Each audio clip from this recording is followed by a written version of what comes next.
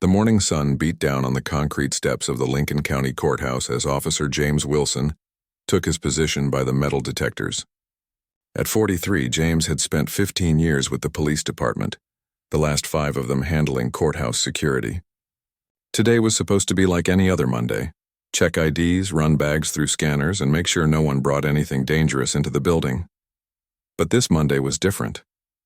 The courthouse was hosting the trial of a local businessman accused of fraud, and the place was packed.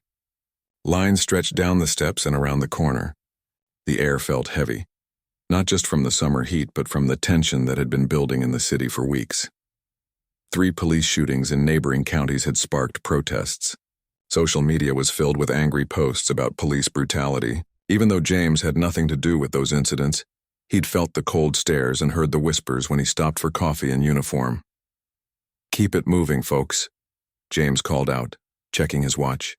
Court would be in session in 20 minutes, and the line wasn't getting any shorter. His partner for the day, Officer Diane Lopez, nodded toward a group of reporters setting up cameras near the courthouse entrance. "Looks like the press is expecting something interesting," she said. James shrugged. "They always show up for the rich guy cases." As the minutes ticked by, James felt sweat forming under his collar. The air conditioning inside the courthouse couldn't compete with the summer heat when the doors kept opening and closing. His patience was wearing thin as people fumbled with their belongings at the security checkpoint. "Sir, you need to remove your belt," James said for what felt like the 100th time that morning. "And all metal objects need to go in the tray." The man in front of him grumbled but complied. James glanced at the growing line and sighed. That's when he saw her. A young black woman rushing up the steps, phone pressed to her ear, clearly in a hurry. She wore a neat pencil skirt and blazer, professional attire that stood out among the crowd. She ended her call as she reached the top of the stairs, breathing hard from the climb. "Excuse me," she said, trying to move past several people in line. "I'm going to be late for a hearing." Some people let her through with understanding nods, but others complained. "We're all waiting here." "Lady," a man called out. Amara Johnson had been having the worst morning of her life. Her alarm hadn't gone off, her car wouldn't start, and the rideshare driver had taken the longest possible route to the courthouse. As a paralegal, she knew Judge Harrison didn't tolerate lateness. She was already on thin ice after asking for an extension last week due to a family emergency. By the time she reached the security checkpoint, Amara was 15 minutes away from being officially late. Her boss had called twice already. "Please," she said, approaching Officer Wilson. "I'm with the Morrison Law Firm. I'm due in courtroom 4B right now. Can I please go through quickly?" James looked at her, noting the desperation in her eyes but also feeling the weight of all the other impatient stares behind her. "Ma'am, everyone needs to go through security." "There's a line," he said, gesturing to the people waiting. "I understand that," Amara said, trying to keep her voice steady. "But I'm going to lose my job if I'm late for this hearing. Please, I'll be quick." James felt a flicker of annoyance. Every day people tried to cut the line with some excuse or another. "The rules apply to everyone," he said more firmly. "You'll have to wait your turn." Amara glanced at her watch and felt panic rising in her chest. "Officer, I'm begging you. It's Judge Harrison's courtroom. She locks the doors once session starts." "That's not my problem," James said, his voice rising slightly. "Get back in line like everyone else." The exchange was drawing attention now. People in line were watching, and Officer Lopez had turned her head toward them. "I'm an officer of the court," Amara insisted, reaching into her bag. "I have my credentials right here." "Ma'am, step back from the checkpoint now," James ordered, his hand automatically moving to his belt as she reached into her bag. "I'm just getting my ID." Amara said, pulling out a leather wallet with her court credentials. "I said step back," James shouted, now fully on edge. The courthouse had gone quiet. Everyone was watching now. One of the reporters had turned a camera in their direction. "This is ridiculous," Amara said, her own frustration boiling over. "If I were white, would you be treating me this way?" The words hit James like a physical blow. In his mind, this had nothing to do with race. It was about following the rules, about security, about his authority being challenged in front of everyone. "What did you just say to me?" he demanded, stepping closer to her. "You heard me," Amara replied, standing her ground. "I'm a professional trying to do my job, and you're stopping me because of how I look." "You don't know anything about me," James said, his face flushing red. "I've been protecting this courthouse for 5 years. Then you should know that court personnel have priority access, Amara countered, holding up her ID. It's courthouse policy. The tension between them crackled in the air. Someone in line shouted for them to hurry it up. A security camera above the entrance recorded everything. Officer Lopez started walking toward them, sensing trouble. Last warning, James said through clenched teeth. Get back in line or I'll have you removed from the premises. Amara, seeing her career flash before her eyes, made a split-second decision. She tried to step around James, holding out her credentials. Just check my ID and let me through, she pleaded. What happened next took only seconds but would change both their lives forever. James reached out to block her path. Amara pushed his arm away. He grabbed her wrist. She pulled back. Take your hands off me, she shouted. And then, in a moment of blind rage that James would replay in his mind thousands of times in the days to come, he swung his open palm and slapped Amara across the face. The sound echoed through the courthouse entrance.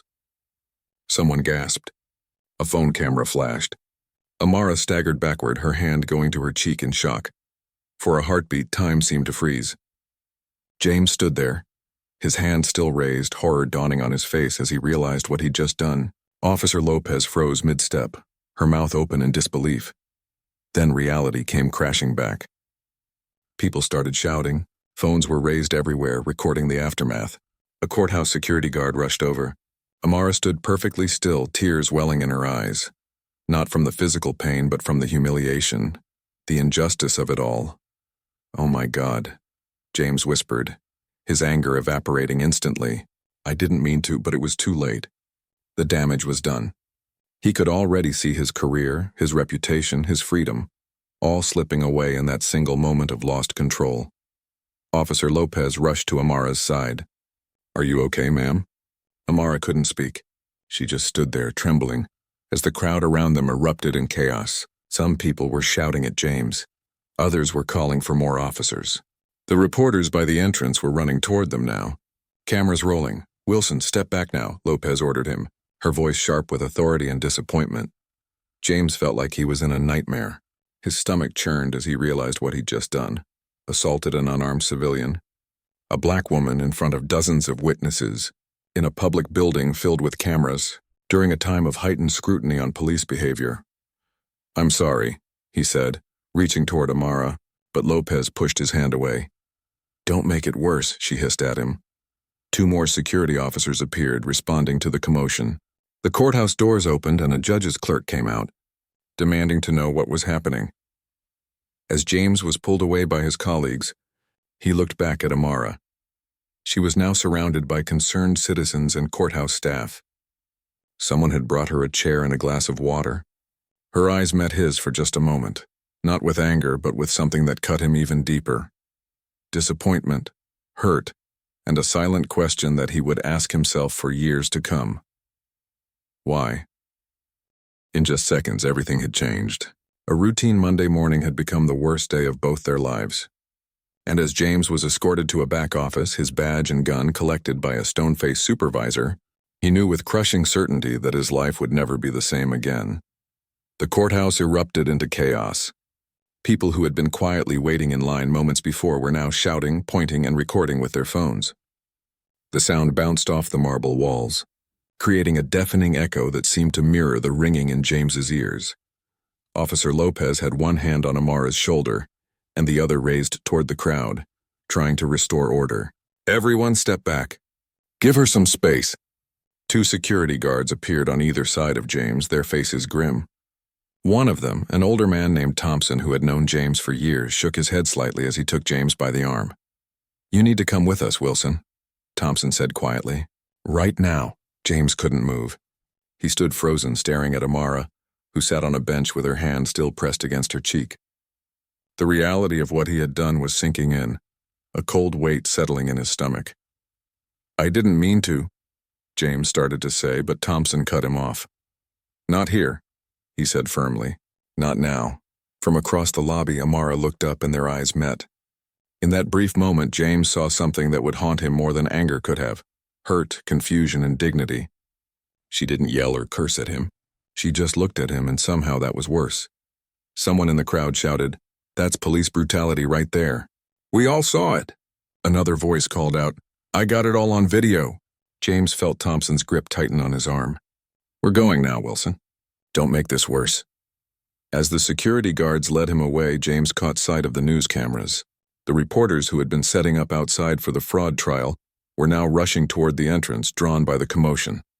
One of them recognized James from previous courthouse stories and called his name, thrusting a microphone forward. Thompson moved his body to block the camera's view. No comment, he said gruffly, steering James toward a staff-only door. They led him to a small office in the back of the building. The room was bare except for a desk, 3 chairs, and a water cooler in the corner.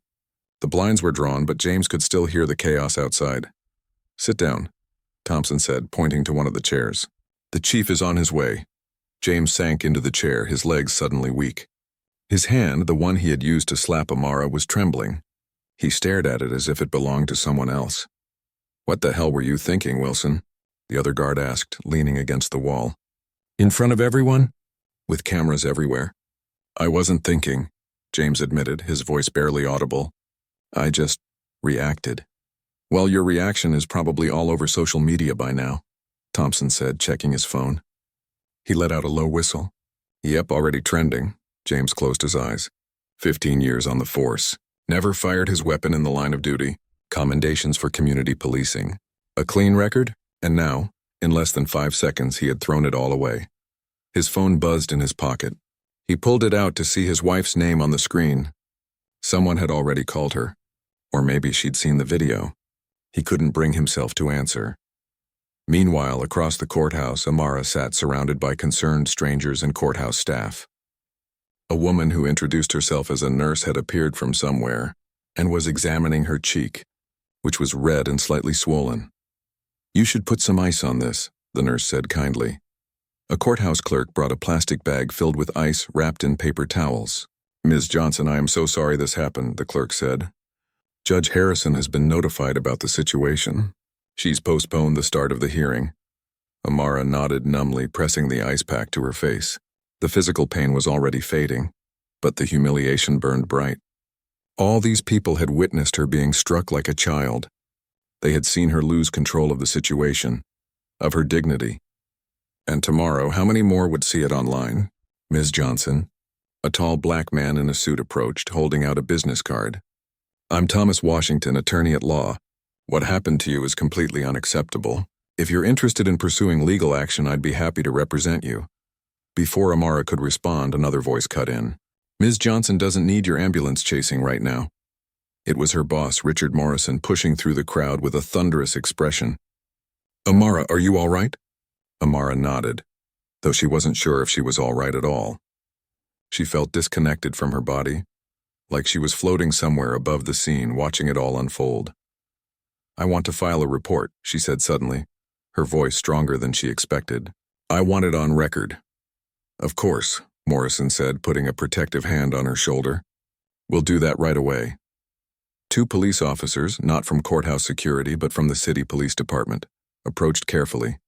One was a black woman who introduced herself as Detective Rivera. Ms. Johnson, we've been called in to take your statement, Rivera said. When you feel ready, we can do that somewhere private. Amara looked around at the crowd that had gathered. Some people were still recording with their phones. Others were giving interviews to the reporters who had managed to get inside. She felt exposed like an exhibit on display. I'm ready now, she said, standing up. I'd like some privacy, please. Detective Rivera nodded and led her toward a small conference room off the main lobby. Morrison followed, along with the nurse who had been attending to Amara. As they walked, Amara's phone kept buzzing with notifications. News traveled fast in the age of social media. Friends and family had already seen the video or heard about the incident. She silenced the phone without looking at it. In the conference room, Detective Rivera pulled out a notepad. Can you tell me what happened in your own words? Amara took a deep breath and recounted the events. How she had been running late. How she had tried to explain her situation to Officer Wilson. How the argument had escalated and how, without warning, he had slapped her. Did you do or say anything threatening toward Officer Wilson? Rivera asked. No, Amara said firmly. I was frustrated and I questioned whether race was a factor in how he was treating me, but I never threatened him or made any aggressive moves. Rivera nodded, making notes. The incident was captured on courthouse security cameras, and we'll be reviewing that footage. Several bystanders also recorded videos. We'll be collecting those as evidence. While Amara gave her statement, James sat in the small office, now facing his police chief, a stern man named Harris who had driven over from the station as soon as he'd heard what happened. "I've seen the video." "Wilson," Chief Harris said, his voice low and controlled, but with anger simmering beneath the surface. "What the hell were you thinking?" "I wasn't, sir," James admitted. "It was a momentary lapse of judgment." "I know that's no excuse." "A momentary lapse?" Harris repeated incredulously. "Wilson, you struck an unarmed civilian in full view of the public. Do you have any idea what this means? For you? For the department?" James stared at the floor. "Yes, sir. I'm placing you on administrative leave, effective immediately," Harris said. "I need your badge and your gun." With shaking hands, James removed his badge and placed it on the desk. He then unholstered his service weapon, carefully removed the magazine, and set it beside the badge. "The internal affairs investigation will begin today," Harris continued. "But I'm going to be straight with you, Wilson. This doesn't look good. Criminal charges are likely. The DA will make that call." James nodded, a lump forming in his throat. "I understand, sir. Do you?" Harris asked, leaning forward. "Because from where I'm sitting, it looks like you flushed 15 years down the toilet because you couldn't keep your cool." The chief's phone rang. He checked the caller ID and grimaced. "That's the mayor," he said. "I'll have an officer drive you home. Stay there and wait for further instructions. And, Wilson, don't talk to the press. Not a word." After Chief Harris left, James sat alone in the office waiting for his ride home. His phone had dozens of missed calls and messages, from his wife, his teenage son, his brother, colleagues, and numbers he didn't recognize that he assumed were reporters. He thought about Amara Johnson, wondering what she was doing now. Was she talking to lawyers? To the press? Was she okay? The image of her face just after he'd struck her kept flashing in his mind. The shock, the disbelief, the hurt. "What have I done?" he whispered to the empty room. Back in the conference room, Amara had finished giving her statement to Detective Rivera. The detective handed her a card with a case number written on it. "We'll be in touch," Rivera said. "In the meantime, if you experience any symptoms like headache, dizziness, or increased pain, please seek medical attention immediately." Amara nodded, tucking the card into her purse. "What happens now?" she asked. "To him, I mean." "Officer Wilson has been placed on administrative leave," Rivera explained. "There will be an internal affairs investigation, and the district attorney will review the case for possible criminal charges." Morrison, who had been sitting quietly beside Amara during the interview, spoke up. "We'll also be exploring civil action," he said. "What happened today was assault, plain and simple." Amara wasn't sure how she felt about that yet. Everything was happening so fast. Just this morning, she had been worried about being late for a hearing. Now she was at the center of what would likely become a high-profile case about police conduct and race.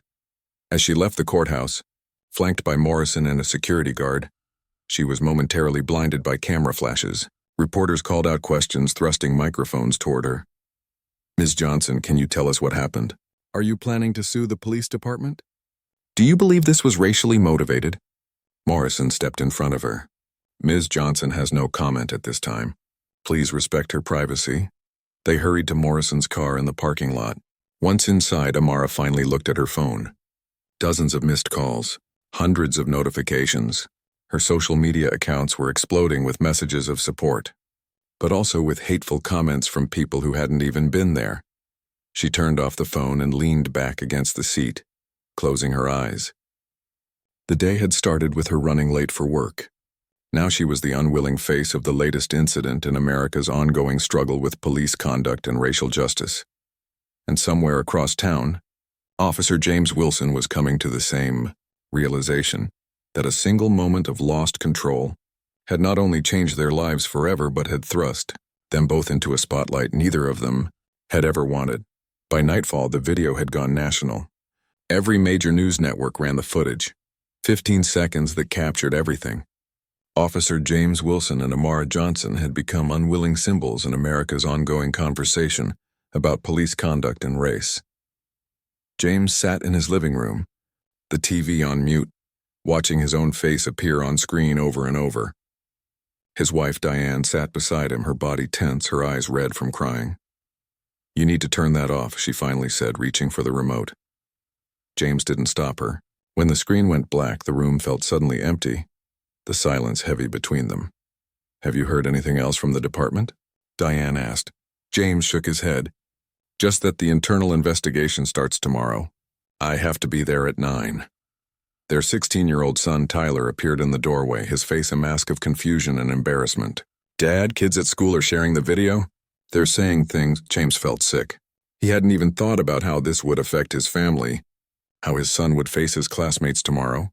"Come here," he said, patting the couch beside him. Tyler hesitated, then crossed the room and sat down, keeping some distance between them. "I messed up," James said simply. "I lost my temper and did something wrong.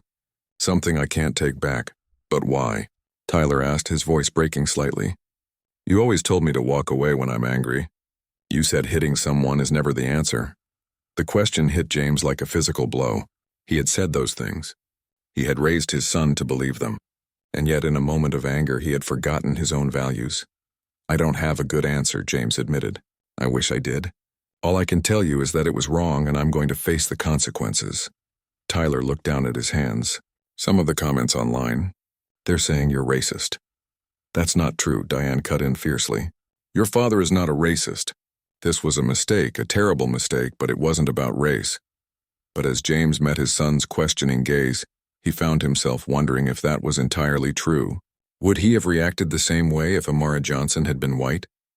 He wanted to believe he would have, that his response had been about the challenge to his authority, not the color of her skin. But doubt had crept in and he couldn't shake it. Across town, Amara sat in her apartment with her sister Tanya, who had driven 3 hours to be with her after seeing the news. "You should stay with me for a few days," Tanya said. Concern etched on her face. "Some of those comments online are scary. People are taking sides and you know how crazy things get."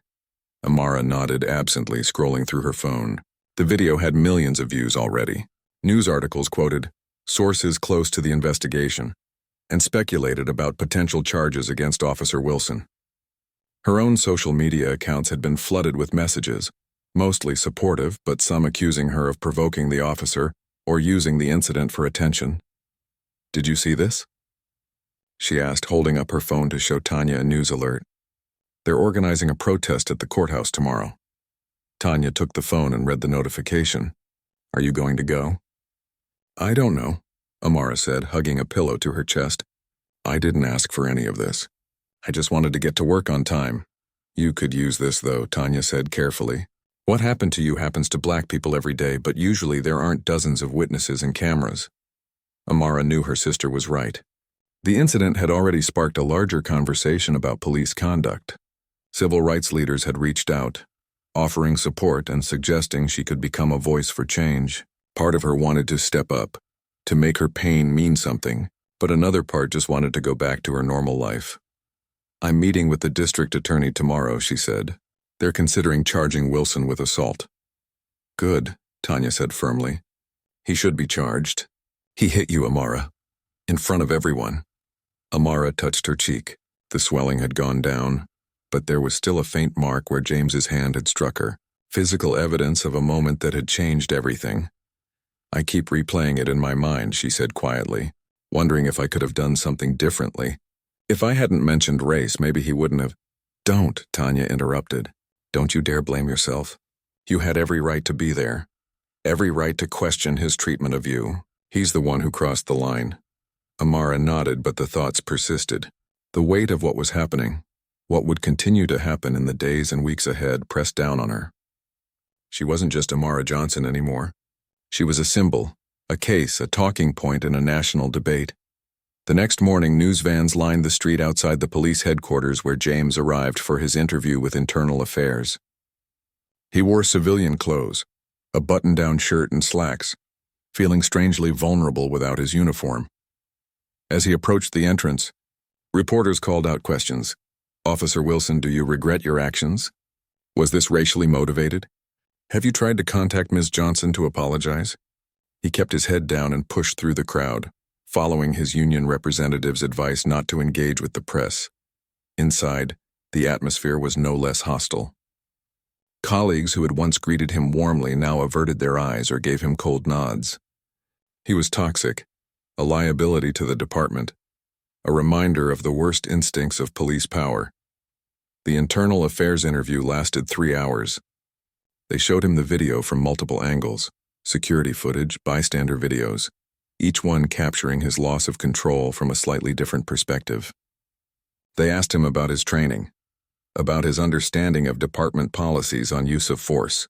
They asked if he had any history of anger management issues or racial bias. No, he said to that last question, but even as he spoke he felt a twinge of uncertainty. Did he? Had he ever treated black citizens differently without even realizing it? When the interview ended, his union rep pulled him aside. "It's not looking good," she said bluntly. "The department is under pressure to make an example of you. The DA is likely to file charges, and when that happens, you'll be formally suspended without pay." James nodded, the reality of his situation sinking in. "What about my family? Our mortgage, Tyler's college fund?" "You should start thinking about legal representation for the criminal case," she advised, ignoring his question. "And brace yourself for a civil suit. Ms. Johnson has already retained counsel." As James left the building, he had to face the press again. This time, a small group of counter-protesters had gathered as well, holding signs that read, "Back the Blue" and "One mistake doesn't define a career." He was grateful for their support but uncomfortable with their message. It had been a mistake, yes, but not one that should be dismissed or excused. He had been wrong, completely, unequivocally wrong. Across town, Amara sat in a conference room at the district attorney's office. The DA, a middle-aged white woman named Patricia Hawkins, reviewed her statement from the previous day. "The evidence is clear-cut," Hawkins said. "We'll be charging Officer Wilson with assault and battery. Given that he was on duty at the time, there may be additional charges related to abuse of power." Amara nodded, feeling a strange mix of vindication and sadness. "What happens next?" "He'll be arraigned, and then there will be a preliminary hearing," Hawkins explained. "Given the public nature of this case and the clear video evidence, he may choose to plead guilty rather than go to trial." "And if he does?" Amara asked. "That would be between his attorney and this office," Hawkins said. "But any plea deal would likely include resignation from the force, probation, possibly some jail time, and community service." Amara thought about Officer Wilson behind bars, wearing an orange jumpsuit. The image didn't bring her the satisfaction she might have expected. What had happened was wrong and there needed to be consequences.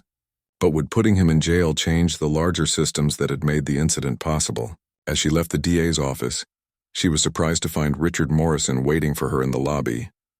"I thought you might need a friendly face," he said, standing to greet her. "How did it go?" "They're charging him," Amara said. "It's really happening." Morrison nodded approvingly. "Good. Listen, there's something else I wanted to discuss with you. The firm is getting calls from civil rights organizations. They want to support you, help turn this incident into a movement for police reform." Amara felt a flutter of anxiety. "I don't know if I'm ready for that." "You don't have to decide right now," Morrison assured her. "But this could be an opportunity to make real change, to ensure that what happened to you doesn't happen to someone else." As they walked out of the building, they were met by a small crowd of supporters who had somehow learned of her meeting with the DA. They cheered when they saw her, holding signs with her name and messages like "Justice for Amara" and "End Police Brutality." The attention made her uncomfortable, but she raised a hand in acknowledgement, touched by their support. That evening, as both James and Amara watched the news in their separate homes, they saw how their personal conflict had become something much larger. Protests had spread to other cities, with activists using the courthouse incident as an example of ongoing problems in policing. Conservative commentators questioned whether the reaction was proportionate to what they called a single mistake by an otherwise exemplary officer. James turned off the TV and went to check on Tyler, who had barely spoken all day. He found his son sitting on his bed staring at his phone. "Hey," James said softly, standing in the doorway. "You okay?" Tyler looked up, his eyes troubled. "Dad, I found some stuff online about Ms. Johnson." James felt a surge of protectiveness. "You shouldn't be searching for her. That's not right." "I wasn't trying to," Tyler insisted. "It's just everywhere. She's a paralegal. She volunteers teaching literacy at the community center. She's not what some people are saying. James sat down on the edge of the bed. What are they saying? That she provoked you. That she was aggressive. Tyler looked up at his father. But that's not what happened, is it? I watched the video. James shook his head, a lump forming in his throat. No, that's not what happened. She was just trying to get to work, and I made a terrible choice. For the first time since the incident, James felt tears welling in his eyes. Not for himself or his ruined career, but for the pain he had caused another human being. For the way his actions had reinforced the very stereotypes and divisions that plagued the country. I'm so sorry, Tyler, he whispered, not sure if he was apologizing for disappointing his son, or for the larger failures he was only beginning to recognize in himself. I'm so sorry. 2 weeks after the incident, James sat across from his criminal defense attorney in a small conference room. The walls were bare except for the attorney's framed law degree and a few generic paintings of landscapes. A clock ticked loudly in the silence. The DA's office has formally charged you with assault and battery and abuse of power by a public official, the attorney, Paul Rosenberg said, sliding a document across the table. They're offering a plea deal. James picked up the paper and scanned it, his stomach tightening as he read the terms. 6 months in county jail?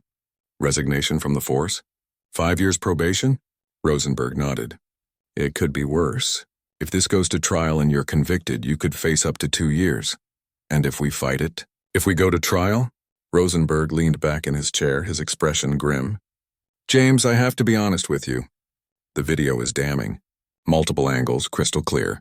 You struck an unarmed woman who posed no threat to you. There's no legal justification I can offer that would hold up in court. James knew he was right. He had watched the videos himself over and over, searching for some explanation, some justification. But there was none, just his own face contorted with anger and his hand striking Amara Johnson's cheek. What about my family? He asked quietly. 6 months in jail. My son is still in high school. And we've already had to put our house on the market. My wife had to take a second job. I can try to negotiate for home confinement instead of jail time, Rosenberg said, but they're under a lot of pressure to make an example of this case. The public is watching. James nodded, feeling the weight of his actions pressing down on him once again. It wasn't just his life that had been derailed. It was his family's too. Diane had been supportive, but he could see the strain in her eyes. The silent question of how he could have done something so out of character, so destructive. There's something else, Rosenberg continued. Ms. Johnson's civil attorney has reached out. They're preparing to file a lawsuit against you personally, as well as the department. How much? James asked, though the number hardly mattered. He had already lost nearly everything. They haven't specified an amount yet, but before they file, they've requested a meeting. Ms. Johnson wants to talk to you. James looked up surprised. She wants to meet with me. Why? I don't know, Rosenberg admitted. It could be a tactic to strengthen their civil case. Or maybe she genuinely wants to hear what you have to say. Either way, legally speaking, I'd advise against it. James thought about Amara Johnson, about the look in her eyes just after he'd struck her. He thought about all the things he wished he could say to her, the apology that had been burning inside him for 2 weeks. I want to meet with her, he said firmly. If she's willing to talk to me, the least I can do is listen. Across town, Amara sat in a different conference room with her civil attorney, Layla Patel. The last 2 weeks had been a blur of meetings, interviews, and difficult conversations. Her face had been on television, in newspapers, on social media. People she hadn't spoken to in years had reached out, some with support, others with criticism for making it about race or going after a good cop. The department is definitely liable, Layla was saying, reviewing her notes. Their training procedures are clearly inadequate, and Officer Wilson had 2 prior complaints in his file that were never properly addressed. Amara looked up. What complaints? Nothing this serious, Layla clarified. One was about excessive force during an arrest. The suspect claimed Wilson twisted his arm too hard. The other was a discourtesy complaint from a traffic stop. Both were dismissed after internal review. Amara nodded, taking this in. She had spent hours wondering about James Wilson. Who was he? What had made him snap that day? Was he truly a bad person or just someone who had made a terrible mistake? Have you heard back about the meeting? She asked. Layla nodded. His attorney says he's willing to meet. But Amara, I have to ask again, are you sure about this? You don't owe him anything, least of all your time or forgiveness. It's not about forgiveness, Amara said, though she wasn't entirely sure what it was about. I just need to understand, for my own peace of mind. The meeting was scheduled for the next day at a neutral location, a mediator's office downtown. As Amara drove there, she rehearsed what she would say, the questions she would ask. But when she walked into the room and saw James Wilson sitting there, all her prepared words vanished. He looked different out of uniform, smaller somehow, more human. His face was drawn with dark circles under his eyes. He stood when she entered, then seemed unsure whether that was the right thing to do. The mediator, a gray-haired woman with a kind face, gestured for everyone to sit. Both attorneys were present along with the mediator, but they had agreed to let Amara and James speak directly to each other. Ms. Johnson, the mediator began, you requested this meeting. Would you like to start? Amara took a deep breath, looking directly at James for the first time since the incident. I want to know why, she said simply. What was going through your mind when you hit me? James met her gaze, then looked down at his hands. I've asked myself that question every day, he said, his voice hoarse. I wish I had a good answer. The truth is, I lost control. I felt challenged, disrespected. You questioned whether race was a factor, and it made me angry because... He paused, struggling to find the words. Because you don't think of yourself as racist. Amara finished for him. He nodded. But that's not an excuse. Nothing excuses what I did. No, it doesn't, Amara agreed. Do you know what happened to me after? I couldn't sleep for days. I jumped every time someone raised their voice. I've had to see a therapist to deal with the anxiety. And everywhere I go, people recognize me as that woman who got slapped by a cop. My whole identity has been reduced to that one moment. James winced at her words. I'm sorry, he said, the words feeling wholly inadequate. I know that doesn't change anything, but I am truly sorry for what I did to you. You're right, it doesn't change anything, Amara said. But I didn't come here for an apology. I came because I need to move forward, and to do that I need to understand. She looked at him thoughtfully. Have you ever asked yourself if you would have treated me the same way if I was white? The question hung in the air between them. James's attorney shifted uncomfortably but didn't interrupt. Yes, James said finally. I've asked myself that question a lot. And the honest answer is I don't know. I want to believe I would have reacted the same way to anyone who challenged my authority in that situation. But I can't be sure. His admission surprised her. She had expected defensiveness, denial. Since this happened, he continued, I've been doing a lot of thinking, reading books I should have read years ago, talking to black officers in the department, looking back at my career and wondering if there were times I treated people differently without even realizing it. And? Amara prompted. And I think I did, he admitted. Not consciously, not with any malice. But I grew up in a world that taught me certain things about race, and those lessons sink in whether you want them to or not. Amara nodded slowly. His words reflected discussions she'd had many times, about implicit bias, about the subtle ways racism shaped interactions even when people didn't intend it to. What happens now? She asked, looking not just at James but at the attorneys and mediator as well. The criminal case, the civil suit. What's the end goal here? What changes? Layla spoke up. The civil suit can lead to departmental reforms, better training, more accountability, financial compensation for your pain and suffering. And the criminal charges? Amara asked, looking at James again. His attorney answered. If Mr. Wilson accepts the plea deal, he'll serve time, lose his job, and have a permanent record. If you're asking what justice looks like here, I know what the legal process looks like, Amara interrupted. I'm asking about the human cost. About what really changes. The room fell silent. It was a question that went beyond the legal framework they were all operating within. I deserve consequences, James said finally. What I did was wrong and there has to be accountability. But when I look at my son who's being bullied at school, at my wife working 2 jobs now, I wonder if there's a way to make this right that doesn't just create more pain. Amara thought about that. Her own sister had asked her similar questions, about what justice truly meant in this situation, about what kind of change she wanted to see. I've been thinking, she said slowly, about what would actually make a difference. Putting you in jail doesn't fix the bigger problems. Neither does taking all your money in a lawsuit, though I do believe the department should be held accountable. She looked at the mediator, then back at James. What if there was another option? What if you spoke out about what happened? Not just to apologize, but to talk honestly about the biases you didn't know you had. What if you used this experience to help train other officers? James looked surprised. You'd want that? Instead of pressing charges? I didn't say instead of, Amara clarified. There need to be consequences. But yes, I think your voice could matter. You made a terrible mistake, but maybe that mistake could become a teaching moment. Not just for you, but for others. The attorneys exchanged glances, clearly not expecting this turn in the conversation. We'd need to discuss the legal implications, Layla said carefully. This doesn't change the civil case against the department. Of course not, Amara agreed. But it might change what I'm asking for in terms of personal damages from Officer Wilson. As the meeting continued, the discussion shifted from punitive measures to restorative ones. Could James work with anti-bias trainers? Could he speak to police cadets about his experience? Could his mistake become a catalyst for genuine change? By the time they left the mediator's office, nothing had been formally decided. The legal process would continue, but something had shifted between Amara and James. Not forgiveness exactly, but a recognition of each other's humanity. A small opening where healing might eventually begin.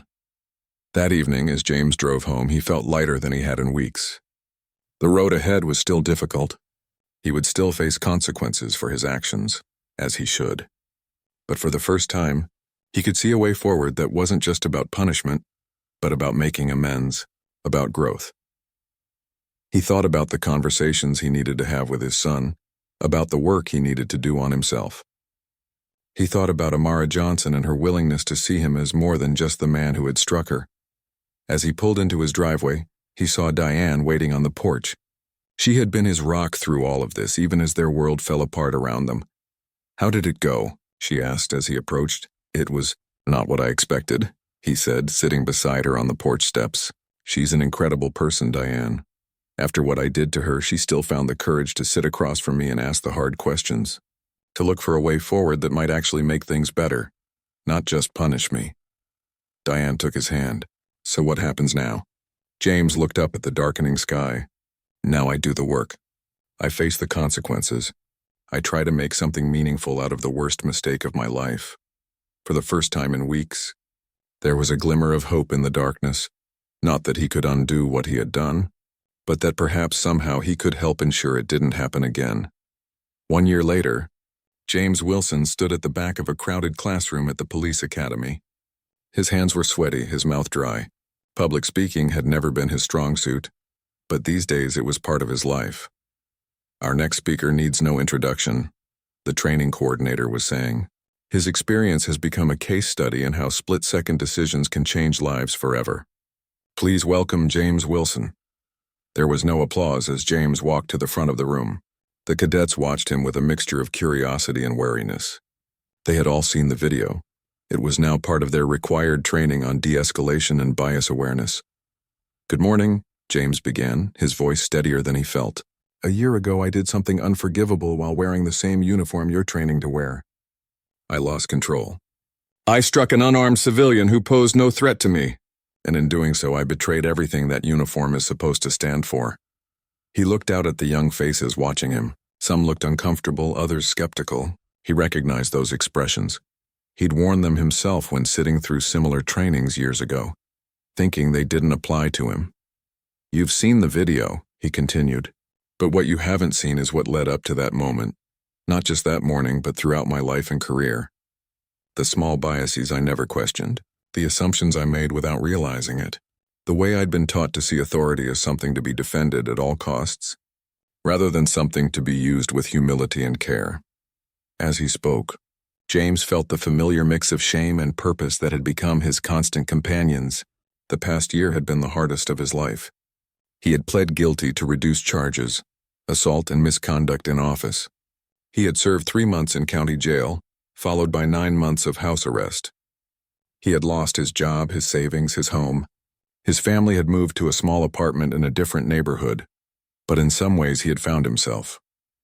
Through counseling, through reading, Through difficult conversations with people whose experiences were vastly different from his own, he had begun to understand the systems he had been part of, and the ways those systems had shaped his thinking without him even realizing it.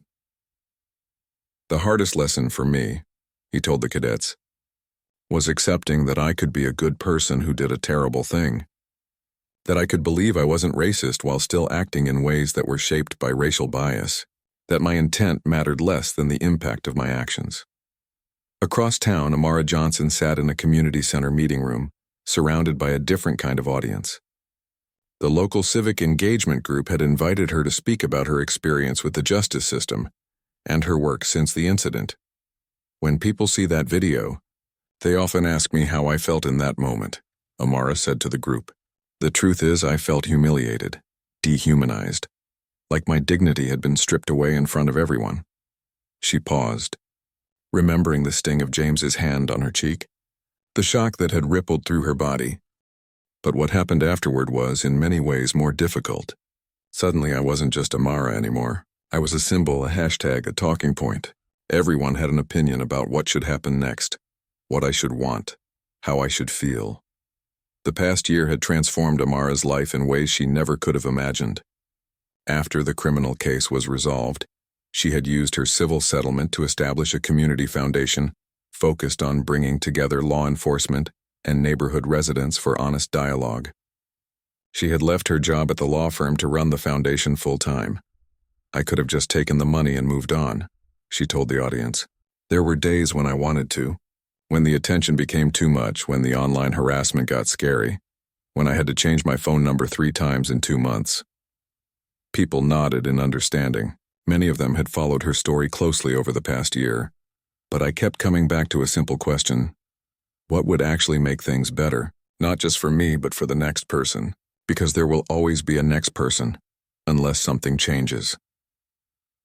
Back at the police academy, James was taking questions from the cadets. A young officer in training raised his hand. With all due respect, sir, the cadet said. How do we know you're not just doing this to make yourself look better, to save your reputation? It was a fair question, one James had asked himself many times over the past year.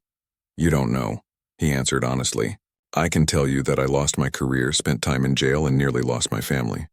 If this was about reputation, there would be easier ways to go about it. He looked the cadet in the eye. But it's a good question, and you should keep asking it, of me, of yourselves, of your supervisors. Actions matter more than words. The work I'm doing now doesn't erase what I did. Nothing can. All I can do is try to prevent someone else from making the same mistake. Another cadet raised her hand. Have you spoken to her? To Ms. Johnson? Since everything happened? James nodded. Yes, we've spoken several times. He didn't elaborate on those conversations, how difficult they had been at first, how they had gradually evolved into something like a working relationship. Not friendship exactly, but a shared commitment to using their experience to drive change. Ms. Johnson showed more grace than I had any right to expect, he said simply. She had every reason to want me punished as severely as possible. Instead, she pushed for a resolution that included me speaking to groups like you. That says more about her character than mine. At the community center, Amara was showing slides of the foundation's work over the past 8 months. Community dialogues, police ride-along programs, youth workshops on civil rights and civic engagement. We're not trying to pretend that centuries of mistrust can be erased with a few conversations, she explained. But we have to start somewhere. We have to create spaces where people can speak honestly about their experiences and be truly heard. She clicked to the next slide, which showed a diverse group of teenagers and police officers playing basketball together. Sometimes it's as simple as seeing each other as human beings first, before uniforms or stereotypes get in the way. A woman in the back raised her hand. Do you regret what happened? If you could go back to that day at the courthouse, would you do anything differently? Amara considered the question carefully. She had asked herself the same thing many times. I can't say I'm glad it happened, she said finally. It was traumatic, and there are still days when I struggle with the aftermath. But I don't regret standing up for myself, and I can't regret the work that's come out of it, the conversations that might not have happened otherwise. As both presentations wound down, across town from each other, James and Amara each reflected on how far they had come in a year, and how far they still had to go. James finished his session with the cadets and checked his phone. There was a message from Diane reminding him about Tyler's basketball game that evening. His son had struggled in the aftermath of the incident. Changing schools after the bullying became too much. But slowly, their relationship had begun to heal. Tyler had even joined James at a community dialogue session last month, listening as his father spoke honestly about his mistakes and what he had learned from them. As James gathered his materials, the training coordinator approached him. "Same time next month?" she asked. James nodded. "I'll be here." It wasn't atonement. He had come to understand that there was no erasing what he had done, but it was purpose, a way to ensure that his worst moment wasn't the end of his story, but the beginning of a different one. Across town, Amara was saying goodbye to the community center director when her phone buzzed with a notification. The Justice Department had just announced a new set of police reform measures, including enhanced training requirements that incorporated some of the approaches her foundation had been advocating for. "Good news?" the director asked, noting her smile. "Progress," Amara replied. "Small steps, but in the right direction." As she drove home that evening, Amara thought about the strange path her life had taken. She had never wanted to be an activist or the face of a movement. She had just wanted to get to work on time that day at the courthouse. But sometimes life didn't give you choices, only opportunities to respond to the circumstances you were given. Later that week, Amara and James would both speak at a town hall meeting about community police relations. They wouldn't arrive together or leave together. They weren't friends. The harm that had been done couldn't be undone with apologies or good intentions, but they had found a way to create meaning from pain, to use their shared experience to push for change that mattered. It wasn't a neat, happy ending. Real life rarely offered those. It was messy and complicated and ongoing. Some days were harder than others. Some conversations still ended in frustration or tears. But when Amara looked back at the person she had been a year ago, shaken and humiliated on that courthouse bench, she felt proud of her journey. She had refused to be defined by what had happened to her. Instead, she had used it to help redefine what justice could look like in her community. And when James tucked his son into bed that night, something he had started doing again even though Tyler was too old for it, he felt a sense of peace that had been missing for a long time. He knew he would spend the rest of his life making amends for those few seconds of lost control. He knew there would always be people who defined him by his worst moment, but he also knew that change was possible. In systems, in communities, and most of all, in himself. That moment at the courthouse entrance had shown him the worst of who he could be. Everything since then had been about discovering something better, not just for himself, but for all the people who would never know his name, but might benefit from the lessons he had learned at such a high cost. As he turned out the light in Tyler's room, James whispered the same words he said every night now, a simple promise to his son and to himself. "Tomorrow we'll do better."